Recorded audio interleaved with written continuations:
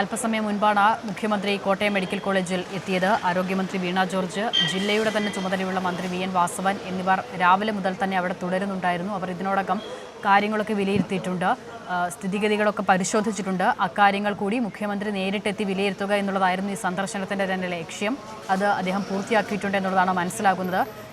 മന്ത്രിമാരടക്കമുള്ള സംഘവുമായി അദ്ദേഹം ചില ചർച്ചകൾ നടത്തിയത് നമ്മൾ കണ്ടതാണ്. അതിനുശേഷം മുഖ്യമന്ത്രി ഇപ്പോൾ അവിടെ നിന്ന് മടങ്ങിയിരിക്കുന്നു.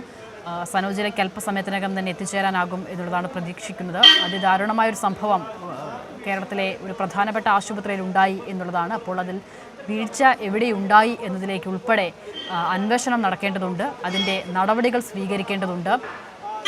പുതിയ കെട്ടിടത്തിലേക്ക് മാറുന്നതിലുള്ള കാലതാമസം എങ്ങനെയുണ്ടായി എന്നതാണ് ഇനി അറിയേണ്ട കാര്യം. അത് മന്ത്രിമാർ ഉൾപ്പെടെ വിശദീകരിക്കുകയും ചെയ്യും. മുൻപ് തന്നെ ബലക്ഷയം കണ്ടെത്തിയ കെട്ടിടമായിരുന്നു ഇത് എന്നുള്ളത് ആരോഗ്യമന്ത്രി വിശദീകരിക്കുന്നുണ്ടായിരുന്നു.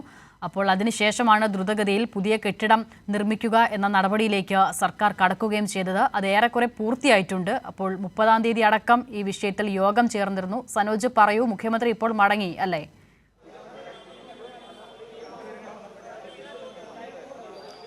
തീർച്ചയായിട്ടും മുഖ്യമന്ത്രി പ്രിൻസിപ്പലിൻ്റെ കോൺഫറൻസ് ഹാളിലാണ് ഒരു അവലോകന യോഗം ചേർന്നത്. കുറവലങ്ങാട് സയൻസ് സിറ്റിയുടെ ഉദ്ഘാടന ചടങ്ങിൽ പങ്കെടുക്കുന്നതിന് മുന്നോടിയായിട്ടാണ് അദ്ദേഹം ഈ യോഗത്തിൽ പങ്കെടുത്തത്. പിന്നീട് ഇവിടെ നിന്നും ഈ കാര്യങ്ങൾ ചോദിച്ച് മനസ്സിലാക്കി. പ്രിൻസിപ്പൽ, ഒപ്പം തന്നെ സൂപ്രണ്ട്, മന്ത്രിമാരായിട്ടുള്ള വീണ ജോർജ്, വി.എൻ. വാസവൻ, ജില്ലാ പോലീസ് മേധാവി, ജില്ലാ കളക്ടർ, അങ്ങനെ പോലീസ് വകുപ്പ് മേധാവികൾ ഉൾപ്പെടെയുള്ള ഉന്നതതല ഉദ്യോഗസ്ഥർ ഈ യോഗത്തിൽ പങ്കെടുത്തു.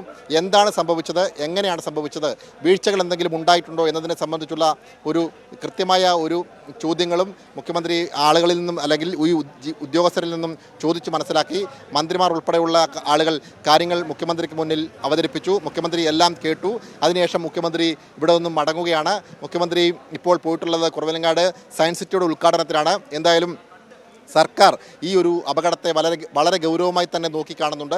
അതുകൊണ്ട് തന്നെയാണ് ഈ അപകടം നടന്ന ഈ കോട്ടയം മെഡിക്കൽ കോളേജ് ആശുപത്രിയിലേക്ക് മുഖ്യമന്ത്രി തന്നെ നേരിട്ട് ഈ കാര്യങ്ങൾ നേരിട്ട് മനസ്സിലാക്കുന്നതിന് വേണ്ടി എത്തിച്ചേർന്നത് എന്നതാണ് ഏറ്റവും ശ്രദ്ധേയമായിട്ടുള്ള കാര്യം. കൂടിക്കാഴ്ചകൾ പൂർത്തിയാക്കിയതിനു ശേഷം മുഖ്യമന്ത്രി ഇപ്പോൾ കുറവലങ്ങാട്ടേക്ക് മടങ്ങിയിരിക്കുകയാണ്. ഞാൻ മുമ്പ് സൂചിപ്പിച്ചതുപോലെ തന്നെ സമാനതകളില്ലാത്ത ഒരു വികസന പ്രവർത്തനങ്ങൾ കഴിഞ്ഞ 9 വർഷക്കാലം കോട്ടയം മെഡിക്കൽ കോളേജ് ആശുപത്രിയിൽ നടപ്പാക്കിയിട്ടുണ്ട്.